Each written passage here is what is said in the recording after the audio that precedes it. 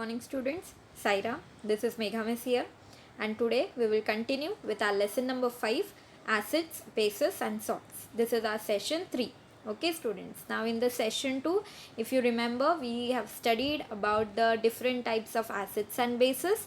You studied strong acids, weak acids, strong base, weak base. Okay, then we also studied about acidity and basicity, and the topic we studied about the concentration. Yes, we studied about concentrated acids and dilute acids. Okay, concentrated and dilute, these two concepts we studied, and acids are an example for that what I gave now. Okay, so today we will continue with the lesson. Now the next topic which is there, that is the pH of the solution. Now what is this pH, students? H plus and OH minus ions are found in different proportions in all natural aqueous solutions, and that determines the properties of those solutions. So H plus and OH minus ions you are going to found in different proportions. In everywhere you will find it in different proportions. Okay, in all natural aqueous solutions. Now you have already studied what are aqueous solutions. Okay, for example, the proportion of H plus and OH minus ions divides soil into acidic, neutral and basic types. Okay, we have taken an example of soil. It is necessary for blood, cell sap, etc. to have ions in certain definite proportions for their proper functioning. Okay, so there also this H plus and OH minus ions will be in different proportion. Fermentation, other biological processes carried out with the help of microorganisms, and also many chemical processes require the proportion of H plus and OH minus ions to be maintained within certain limits. So whenever you do study of any of the different types of the substances, you can say, or do the study in different fields, you will find that this H plus and OH minus ions proportion is different. Okay, now only you saw the example. Okay, so first one we will see an example. We will see through an example. The pure water also undergoes dissociation to a very small extent and give rise to H plus and OH minus ions in equal proportion. Due to this property of water to undergo dissociation, there exist both H plus and OH minus ions in any aqueous solution. So as pure water has got an ability to dissociate, but a very small amount it will dissociate. Okay, however their concentration may be different, so it has got different concentration attached with the different substances. The concentration of H plus ions formed by dissociation of water is 1 into 10 raised to minus 7 mole per liter at 25 degrees Celsius. At the same temperature, the concentration of H plus ions in 1 molar, M means molar, okay, solution of HCl is 1 into 10 raised to 0 mole per liter. Thus we see that in common aqueous solutions, the range of H plus ion concentration is very wide, from 10 raised to 0 to 10 raised to minus 14 mole per liter. Now you know 10 raised to 0, A raised to 0 value is 1. So here 10 raised to 0 means 1. So it will be ranging from 1 to 10 raised to minus 14 mole per liter. So in different substances, you have got the concentration of H plus in the given limit. What is the limit, student? 10 raised to 0 to 10 raised to minus 14 mole per liter. Okay students, did you understand this? Okay, so now we will continue. See, this is the table which is given in your text. Okay, so what it is given? See, strong acids, weak acids is given, neutral, weak bases and strong bases are given. Okay, I'll just show you how. If strong acid, for example, 1 molar HCl is taken. See, its pH is 0.0.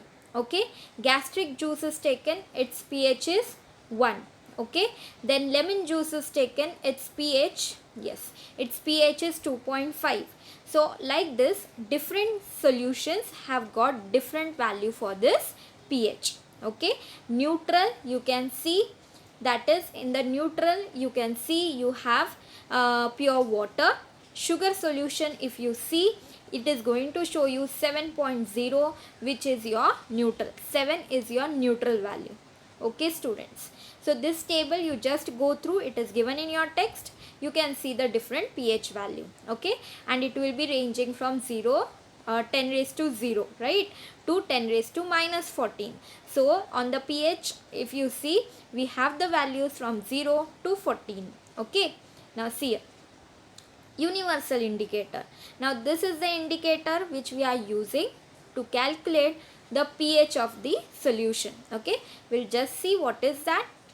We know that some natural and synthetic dyes show two different colors in acidic and basic solution. So if I am using some natural or synthetic dyes, dyes means here colors, then what will happen? It will be showing, acid will be showing some different color, base will be showing some different color. And such dyes are used as acid base indicators. So students, in 8th standard you have studied about indicators. If you remember, methyl red, methyl orange, phenolphthalein, yes, these are all your acid base indicators. In the pH scale, the pH of the solution varies from 0 to 14. So in the pH scale, if you see, then the 10 raised to 0 to 10 raised to minus 14, that was for hydrogen, H plus ions. But when you calculate the pH of the solution, what is its range students? It will vary from 0 to 14. Okay, in accordance with the strength of an acid or a base. Whether it is an acid or whether it is a base, like this the values will vary. To show these variations in pH, a universal indicator is used. Okay, a universal indicator shows different colors at different values of pH. So the universal indicator will show different colors at different values for different values of pH. Okay, see, a universal indicator is made by mixing several synthetic indicators in specific proportion. Okay, remember, the pH of a solution can be determined by a means of a universal indicator solution or pH paper. Okay students, so what you will remember, you can use, just you have to remember, we can use, that is the universal indicator we can use to determine the pH of the solution. Or what students you can use the pH paper. Okay, both I will show you once, okay, in the school. However, the most accurate method of measuring the pH of a solution is to use an electrical instrument called pH meter. Okay students, what you will use? pH meter.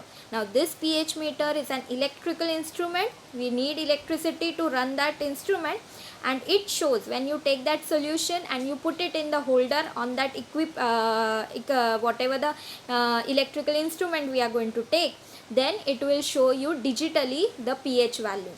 Okay, so students, you will remember, to get most accurate value of pH, we are using a pH meter. Okay, in this method, pH is measured by dipping electrodes into the solutions. What we will do, that some of the electrical instrument we put up the, in the holder we put up the test tube with the solution, or some pH meters, we have the electrodes and we put it into the solutions. Okay, 2 electrodes will be there. Okay, now next part we will see.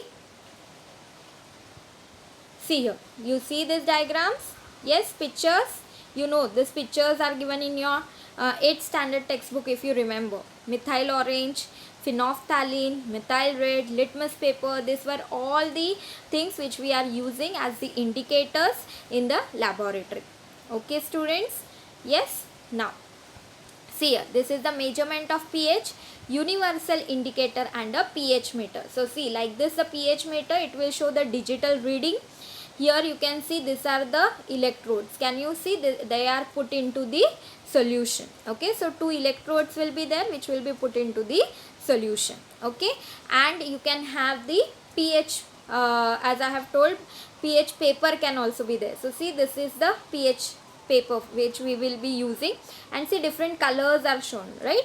So the color of the paper will change and you will match it with the these colors, and there the value for particular pH is written. Okay, Same way you can see here different test tubes are shown to you in this diagram. You can see here this diagram I am talking about. Okay, these are different test tubes are shown you to you. Okay, see, if it is a neutral, means if it is a pure water, you are going to get the green color when you put the universal indicator.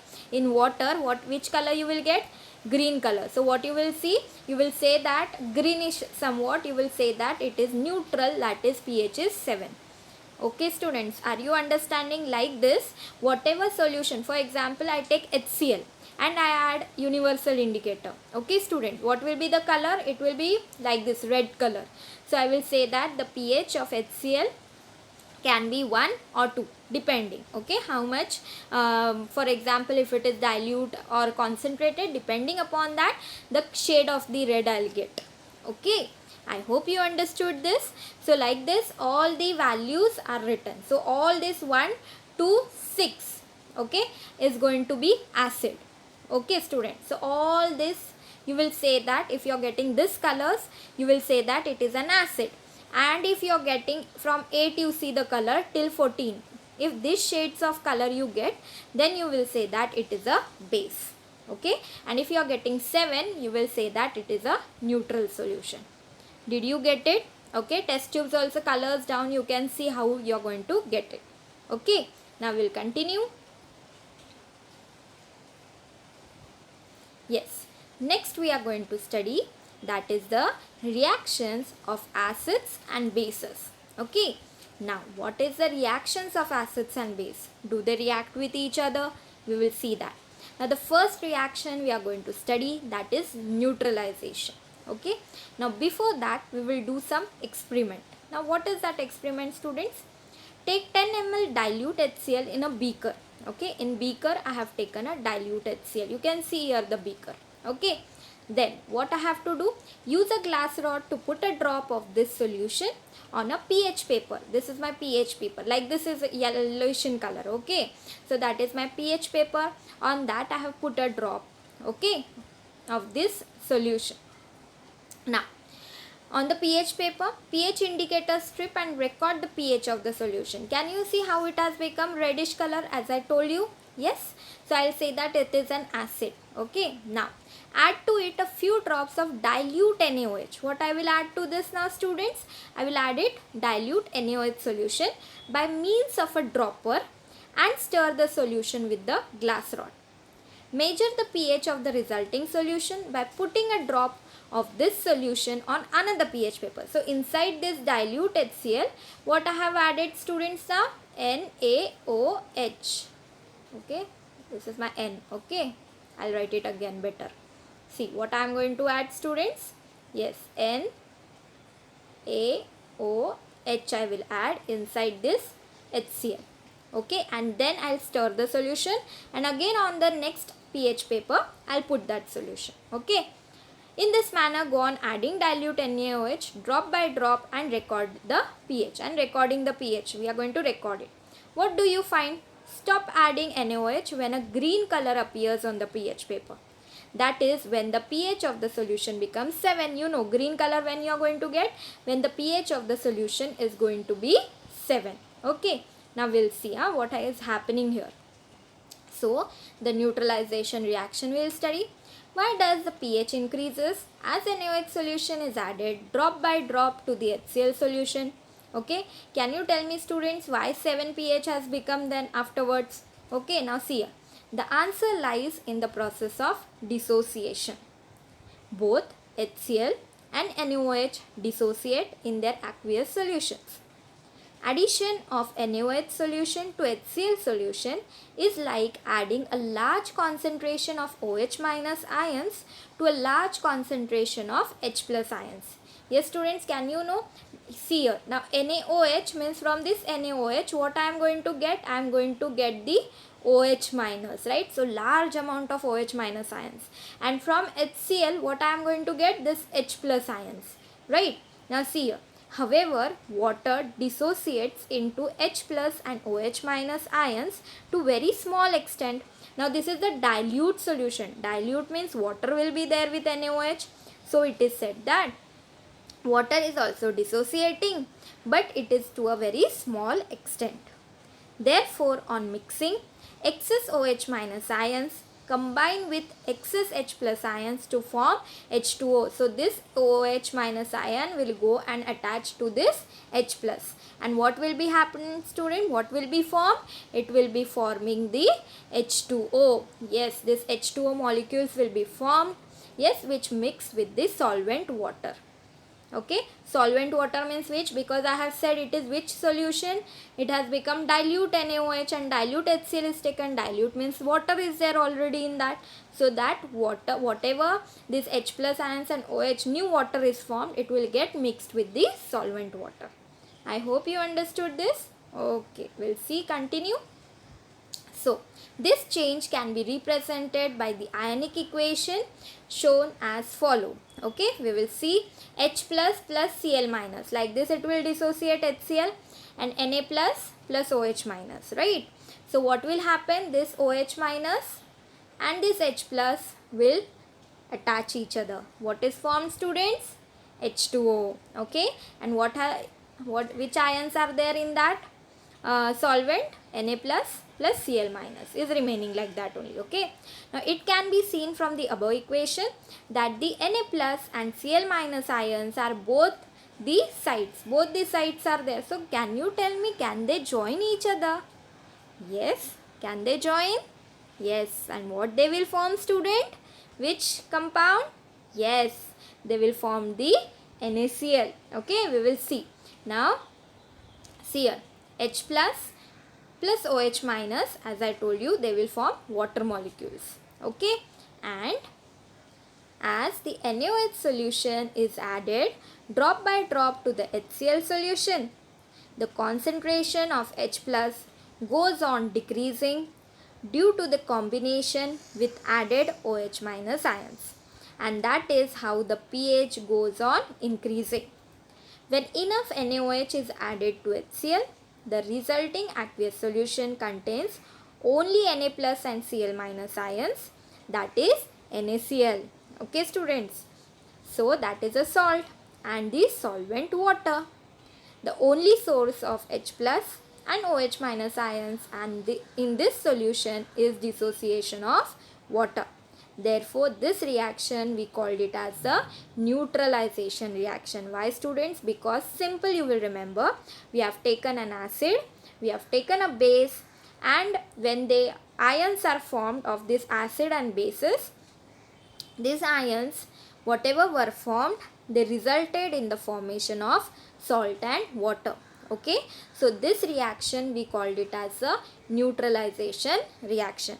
Important thing here is to remember the definition, and just an example, you can write the equation. You can write HCl plus NaOH gives NaCl plus H2O. Only this much reaction, and the definition is important part here. Okay, so in the neutralization reaction, an acid reacts with a base to form a salt and water. So this is the definition for your neutralization reaction. Okay, what you will remember, students? In the neutralization reaction, an acid reacts with the base to form salt and water. Okay, now neutralization reaction, as I told you, HCl plus NaOH, that is acid plus base, gives you salt plus water. Okay, remember this. Okay, journal reaction, if it is asked, you will write it as acid plus base give you salt plus water. And if example is asked, then you will write HCl plus NaOH gives NaCl plus H2O. Okay, I hope you understood this neutralization reaction. Okay, now the next part which we have, that is reaction of acids with metals. Now the reaction of acids with metals is determined by the strength and the concentration of acid, and also by the reactivity of the metal and the temperature. Okay, so remember what points you will remember, students? Reaction of acids with metals. So reaction of acids with metals depends upon what? Strength and concentration of the acid. Okay, and also the reactivity of the metal and the temperature. It is easy to bring about the reaction of the dilute solution of strong acids with moderately reactive metals at normal temperature. So we have just here important these terms on which it is based, reaction of acids with metals, and the example. Okay, now example, magnesium metal reacts with dilute hydrochloric acid and an inflammable gas hydrogen is formed. Okay, you can see here the example, metal, I have taken magnesium, 2HCl, that is dilute acid, hydrochloric acid will give you the formation of MgCl2, which is a salt, plus hydrogen gas will be released. So during this reaction, the reactive metal displaces hydrogen from the acid. So MgCl, H has been removed from HCl, okay, and to release hydrogen gas. At the same time, the metal is converted into a basic radical which combines with acidic radical from the acid to form the salt. Okay, so here in this you can see HCl. So here H hydrogen gas is removed and this acidic radical, that is Cl minus, goes and attached to this Mg, which is a basic radical. Okay students, did you understand this? Only example, and you have to write the explanation when it is asked. Okay, you have to write this example and this explanation part which I told you, okay, in the answer when it is asked. So today we have come to the end of this session. So today we studied about pH of the solution. You studied, yes, pH will be ranging from you will having from the pH values from the 0 to 14. Okay, universal indicator we use to measure the pH of the solution. We studied reaction of acids and bases, neutralization reaction you saw. Remember, acid plus base gives you salt plus water. Only this much important. You have studied last time in 8th standard also. Okay. And reaction of acids with metals we saw. Yes, that the salt and hydrogen gas is removed. Okay. I hope today's session is clear to you. We'll meet in the next session. Till that, continue studying with this topic. Okay. Thank you. Sai Ram.